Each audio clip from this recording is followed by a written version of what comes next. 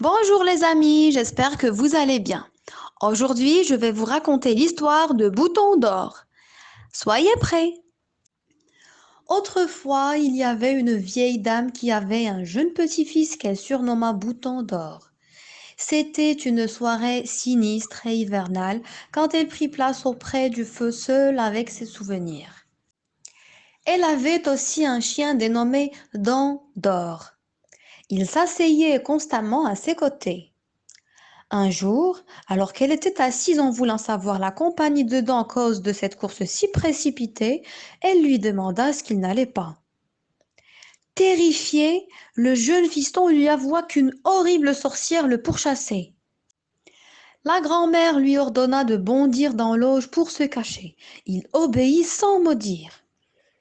L'odieuse sorcière pénétra dans la pièce, demandant où était Bouton d'Or. Grand-mère lui riposta qu'il était dans les bois avec son père, chassant des lagopèdes. L'abominable sorcière lui révéla qu'elle désirait offrir un joli poignard en argent à Bouton d'Or. Aussitôt que ce dernier eut entendu de sa cachette ceci, il jaillit. La charmeuse lui dit qu'il fallait aller avec elle et épauler son sac. Après avoir eu l'approbation de sa grand-mère, Bouton d'Or escorta la dame. Là d'avoir parcouru un chemin si tortueux, Bouton d'Or mit le sac au pied d'un arbre et réclama le repos. La répugnante sorcière s'allongea aussi pour sommeiller. Pendant ce temps, Bouton d'Or sectionna un trou dans le sac à l'aide de son petit couteau où il introduisit un énorme galet. Cependant, il ne repéra aucun poignard en argent. À l'heure arrivée chez la sorcière, celle-ci mit Bouton d'Or dans un baril en bois. Elle lui dit qu'il ne s'apercevrait pas du froid. Elle donna des instructions à la domestique de surveiller les moindres gestes de Bouton d'Or qu'elle avait envoûté ayant l'intention de le déguster au dîner. Le lendemain, elle emmena Bouton d'Or dans sa cuisine. Il y avait une grosse marmite dans laquelle l'eau bouillonnait. Quand le captivé s'interrogea sur la raison pour laquelle elle avait conduit à cet endroit, elle poussa des hilarités malicieuses. Horrifiée, Bouton d'Or la craignait. Elle lui dit qu'elle allait le faire cuire dans la marmite. Au moment où la sorcière tenait la main du garçon pour le jeter dans la marmite, sa fille entra.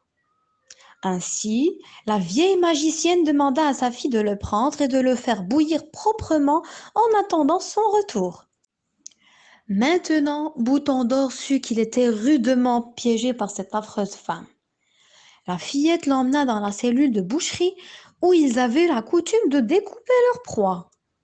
Le pauvre commença à sangloter, implorant de le laisser partir, mais en vain. Encore une fois, le pauvre enfant réitéra la grâce, mais le bourreau persistait à se montrer impitoyable.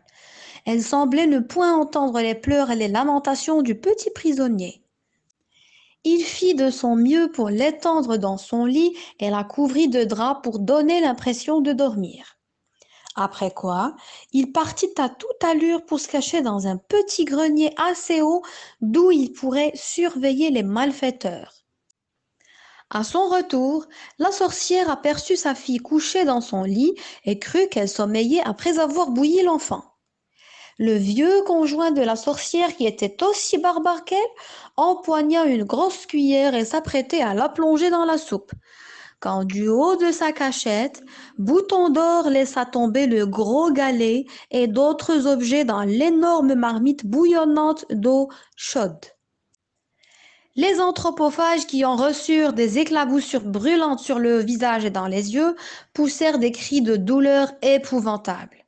Ils crurent à une catastrophe surnaturelle, tomber du ciel et s'enfuir à toutes jambes, affolés.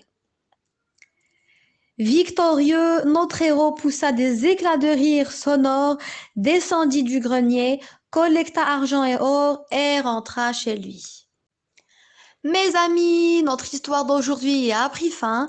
Je vous donne rendez-vous demain avec une nouvelle histoire. Ciao!